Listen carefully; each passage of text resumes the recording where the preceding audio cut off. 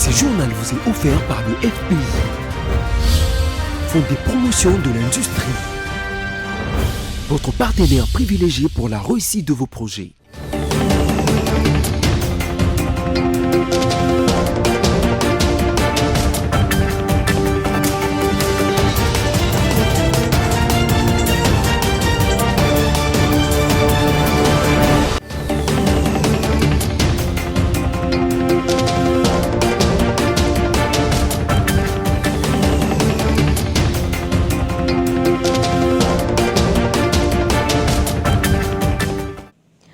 Bonsoir à tous et bienvenue à cette nouvelle session du lundi 15 avril 2024, le sommaire.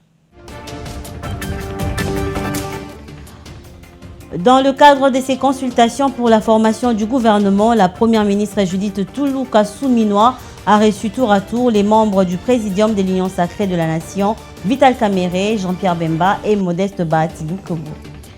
Le cardinal Fridolin Ambongo s'est vu refuser l'accès au salon VIP de l'aéroport international d'Ndjili, une situation qui a fait parler plus d'un, que vous suivrez dans ce journal bien évidemment. Le 15 avril de chaque année, le monde célèbre l'art sous toutes ses formes. Vous aurez les détails dans les minutes qui suivent. Voilà, c'est pour les sommaires. Encore une fois, bonsoir et bienvenue si vous nous rejoignez. La première ministre Judith Souminois Toulouka poursuit ses consultations en vue de la formation d'une nouvelle équipe gouvernementale. Ce lundi 15 avril marque une étape importante avec la participation des grands blocs politiques tels que AA, UNC et AVK 2018 de Vital Kamerhe, AFDC-A de Modeste Bahati et MLC ainsi que APA MLC de Jean-Pierre Bemba. Regardez. Nous avons pris bonne note que nous allons faire des suggestions en termes de postes ministériels, mais également des profils qui répondent à nos exigences, disons à nos ambitions. Ainsi donc, nous pensons que dans les meilleurs délais, le gouvernement pourra être constitué et la Première ministre a insisté sur le fait que on doit réduire le train de vie des institutions.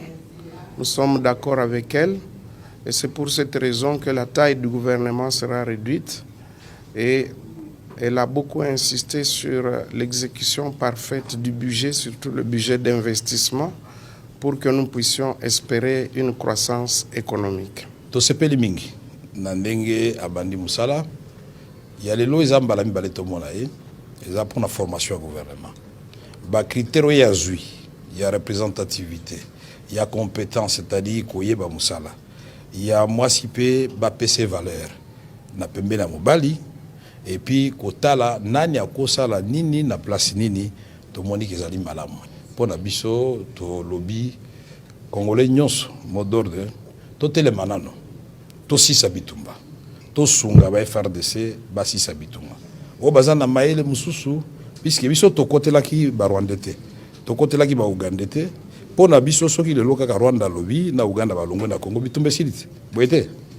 Maintenant, nous venons de briser le plafond de verre avec une femme première ministre. Donc, c'est tout à fait logique qu'on tienne compte de cette dimension genre dans le gouvernement, mais aussi la géopolitique, mais aussi la jeunesse. Elle nous a expliqué brièvement comment elle attendait constituer le gouvernement. Et à notre tour, nous avons aussi apporté quelques suggestions par rapport à la globalité. Elle veut avoir un gouvernement des compétents, elle veut avoir un gouvernement des hommes et des femmes engagés, elle veut réduire la taille du gouvernement, elle veut prendre des questions de l'heure, prendre en compte dans son programme de gouvernement, parce qu'on n'a pas parlé seulement de la constitution du gouvernement, mais aussi surtout l'apport du MLC en tant que parti membre de l'Union sacrée et ayant aussi des députés à l'Assemblée nationale. Comment est-ce que nous attendions, nous, soutenir le programme du gouvernement qui sera très bientôt présenté par son Excellence Madame la Première ministre. Je le disais en titre, les services de sécurité nationale avaient interdit dimanche 14 avril 2024 au cardinal Fridolin Ambongo d'accéder au salon VIP de l'aéroport international de Njili alors qu'il était en route pour Rome. À cet effet, plusieurs voix s'y sont élevées pour condamner cet acte. Roger Matad nous en dit plus. Les réactions fusent de partout, tant de la classe politique que de la chancellerie de l'archidiocèse de Kinshasa, après l'incident qui a eu lieu à l'aéroport international de Njili, à savoir le cardinal Fridolin Ambongo qui s'est refusé l'accès au salon des autorités de cet aéroport alors qu'il prenait son avion pour se rendre à Rome. À la question de savoir si le cardinal Fridolin Ambongo était un homme politique ou ordinaire, à notre connaissance, le cardinal archevêque métropolitain de Kinshasa est membre du CNF, les conseils des cardinaux qui assistent les saints-pères, le pape François, dans le projet de la réforme de l'Église. D'ailleurs, c'est pour cette mission qu'il voyageait. Aussi, en tant que cardinal de la Sainte Église romaine, il est détenteur d'un passeport diplomatique. Mais pourquoi lui refuse-t-on aujourd'hui ces statuts qui a toujours été reconnu à tous les cardinaux, même sur le plan international, s'interroge la chancellerie de l'archidiocèse de Kinshasa dans un communiqué. Peut-on lire dans le même communiqué que ce serait dommage si ces traitements fait suite à ce prise de position prophétique, notamment son homélie de la nuit des Pâques, où il interpelle toutes les personnes impliquées de quelque manière dans la crise qui sévit dans ce pays. Parmi les réactions qui ont fusé dans la classe politique, nous pouvons lire de Jean-Claude Katende. Selon lui, ce qui a été fait au cardinal est totalement inacceptable. Quelles que soient nos divergences sur la gouvernance du pays, nous devons respecter les personnalités qui font l'honneur de la RDC. Pour Martin Fayulu, personne ne peut empêcher les cardinals de dénoncer le mot qui ronge notre pays. C'est l'une de ses missions prophétiques. De Malou Malou en passant par Mosengo et aujourd'hui Ambongo, les cardinals est au service du peuple de Dieu et non d'un régime, surtout si ce dernier est totalement corrompu. Pour rappel, le cardinal Ambongo a été récemment désigné par les saints-pères pour les représenter comme son envoyé personnel à la cérémonie de béatification des missionnaires martyrisés à Uvira qui se tiendra le 18 août 2024. Nous en avons parlé la semaine dernière, la réunion d'urgence de haut niveau sur la monkeypox qui s'est tenue pour la première fois à Kinshasa du 11 au 13 avril, qui a connu la participation des ministres de la Santé des 12 pays et s'est clôturée le dimanche 14 avril. Je vous propose de suivre les résolutions prises dans cet élément de Ginette Fika. Après 3 jours de la première réunion urgente de haut niveau sur le monkeypox, quelques résolutions sont prises. Il s'agit entre autres, de l'élaboration d'une feuille de route régionale, commune et nationale décrivant la prévention, la détection et le contrôle des monkeypox, ainsi que renforcer les efforts de réponse dans leur pays et donner les ressources et les engagements qu'ils méritent. Présent dans la salle, le ministre congolais de la Santé, le docteur Roger Kamba, a appelé à la matérialisation de toutes ces recommandations. Est-il besoin de souligner que la mise en œuvre effective des différentes résolutions prises au cours de notre présente réunion à Kinshasa, écoulées sous forme de décisions par les ministres de la Santé à l'issue de ces assises, ne pourront devenir une réalité que dans un cadre d'action concertée avec le concours de chaque pays membre. Et c'est pour cela que je décide, au nom du gouvernement de la République, de 3 choses. La première, c'est que nous utiliserons en RDC le médicament disponible pour la prise en charge des cas de mpox sévère dans tout le pays en recommandant Ecovirinat comme molécule d'intervention avec accès élargi ainsi que dans les essais cliniques. Signalons que, en Afrique, la République démocratique du Congo et le Nigeria restent les pays les plus infectés par cette maladie. En RDC, par exemple, d'après les statistiques de l'OMS, les provinces de l'Atchopo, du Kwango et de Kinshasa sont les plus infectées. La maladie de vitiligo n'est ni contagieuse ni douloureuse. Cependant, il peut avoir des répercussions significatives sur le plan psychologique. Mais quelles sont les causes, les symptômes et comment guérir du vitiligo? Les réponses dans cet élément que nous propose Roger Matadi.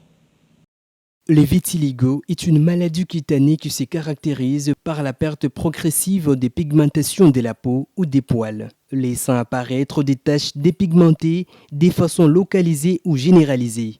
Bien qu'il ne soit pas dangereux pour la santé physique, il peut avoir des répercussions émotionnelles significatives. Vitiligo, une maladie dans laquelle le système immunitaire détruit les pigments de la peau et longtemps reste méconnu. Pourtant, il touche près de 2% de la population mondiale, dont 1 million de personnes en France. Les causes ne sont pour le moment pas entièrement comprises, mais il est largement accepté que des facteurs génétiques peuvent contribuer au développement de la maladie. Une réaction auto-immune est également suspectée où le système immunitaire attaque et détruit le mélanocyte.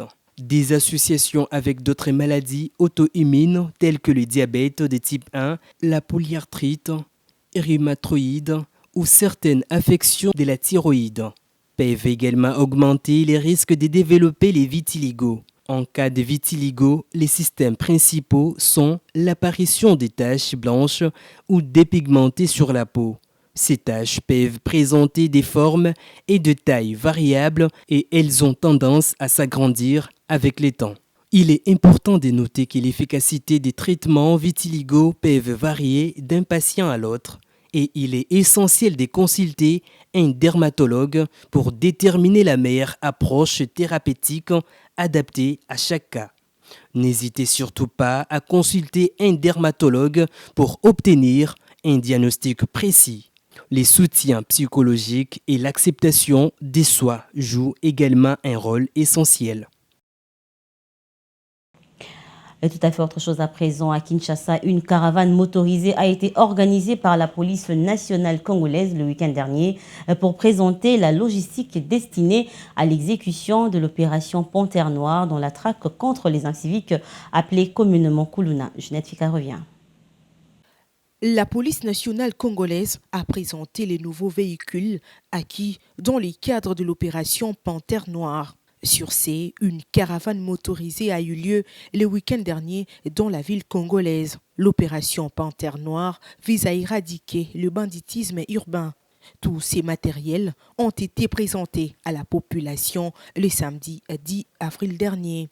Prenant part à cette cérémonie, le vice-premier ministre, ministre de l'Intérieur Peter Kazadi, a rappelé les principes qui doivent être suivis par les éléments de force de l'ordre pour mettre fin à ces phénomènes. Kuluna.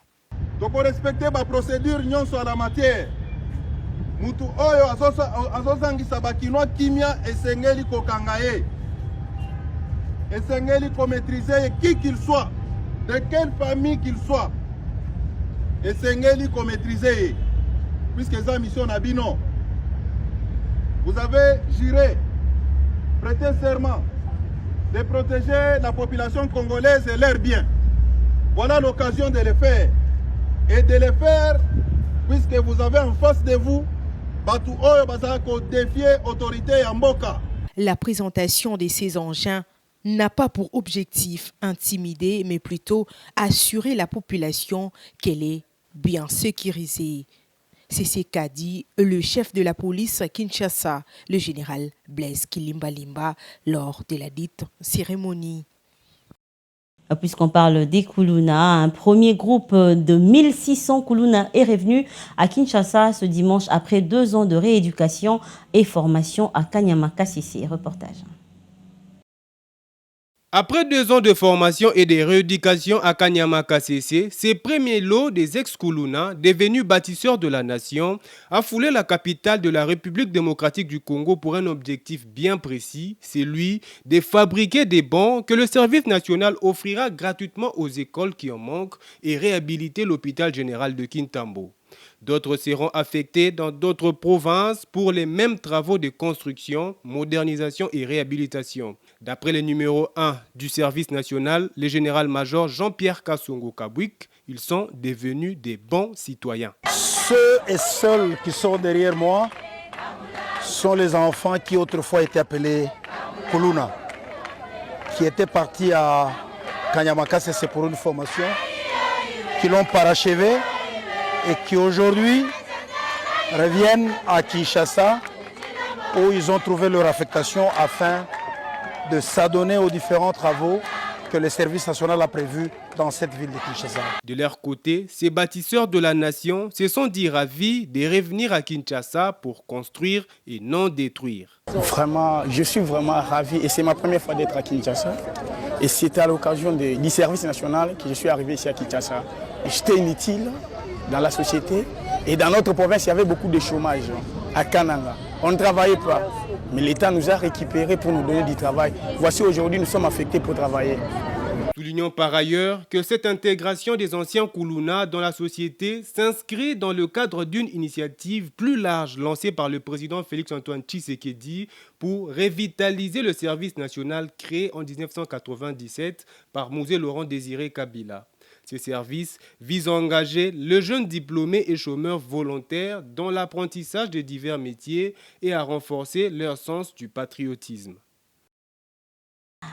À Goma, le gouverneur militaire du Nord Kivu, Peter Tsirimwami, a pris la décision d'interdire aux Wazalendo de circuler avec leurs armes dans la ville chef-lieu de la province.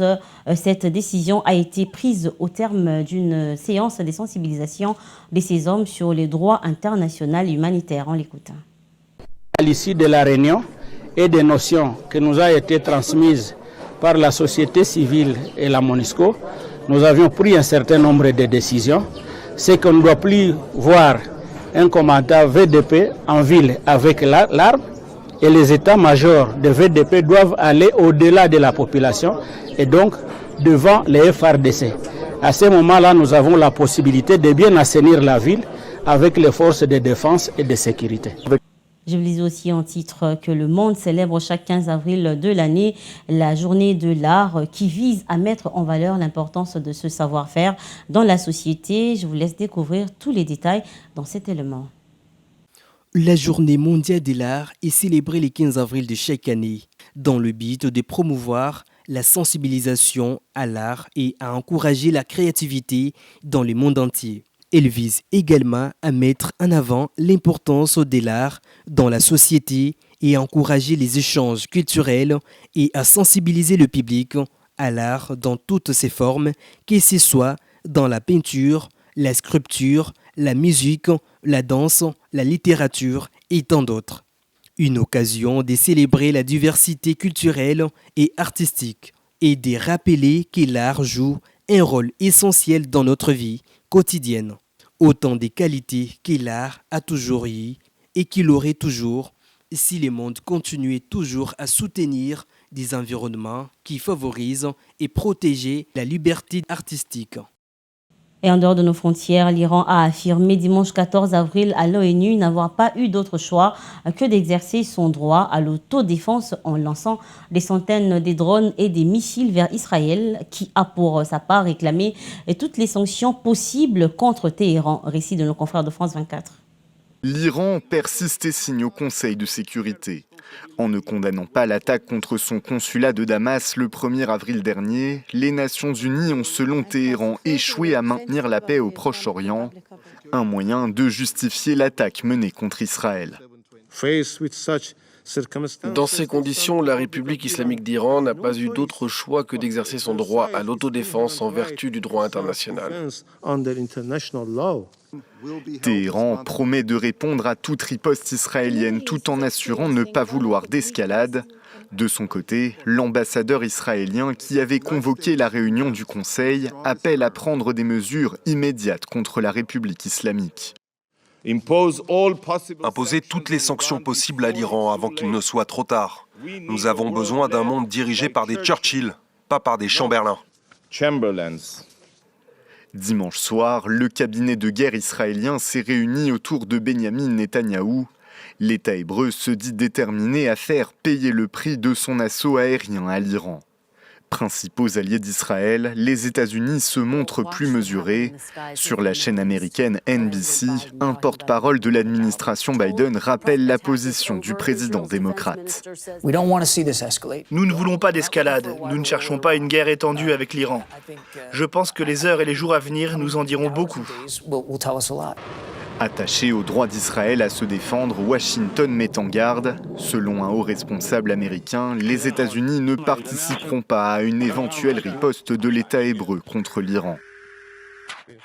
On va prendre un mot de sport avant de boucler ce journal. Le tout-puissant Mazembe de Lubumbashi a conforté sa position de leader le dimanche 14 avril lors de la 29e édition de la Ligue nationale de football en s'imposant contre le Vita Club de Kinshasa par 2-1. C'était au stade des Martyrs de Kinshasa.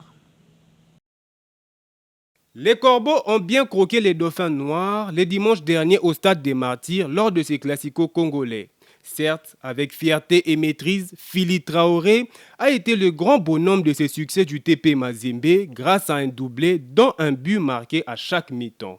En effet, les Corbeaux ont ouvert le score à la 18e minute sur penalty après que le gardien de vert et noir de la capitale, Soufiane, ait fauché l'ailier Kabouik du TP Mazembe qui recevait une passe en profondeur de Likonza. Ensuite, à la 70e minute, l'homme du match, Phili Traoré, a réalisé un retourné acrobatique pour mettre le ballon au fond des filets sans difficulté grâce à un centre de Kinzumbi. La réduction de l'écart dans le temps additionnel de Vita aura été la seule tache noire de cette nouvelle performance de la bande à la mine Ndiaye qui survole cette phase des playoffs. Mazembe maintient donc sa position de leader et terminera la première manche à Kalemi dans le Tanganyika, cette fois-ci contre le cheminot du FC Saint-Éloi Lupopo.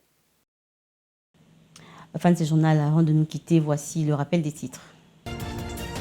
Dans le cadre de ces consultations pour la formation du gouvernement, la première ministre Judith Toulouka Souminois a reçu tour à tour les membres du présidium de l'Union sacrée de la Nation, Vital Kamerhe, Jean-Pierre Bemba et Modeste Bahati Lukwebo.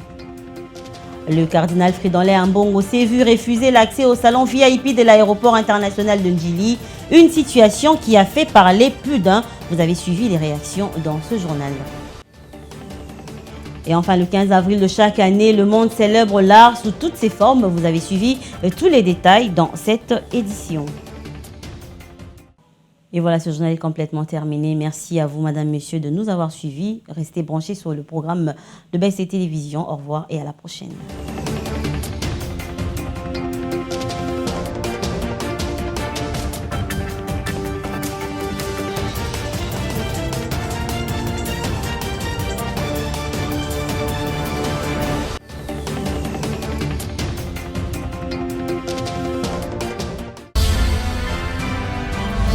Ce journal vous a été offert par le FPI, Fonds de promotion de l'industrie, votre partenaire privilégié pour la réussite de vos projets.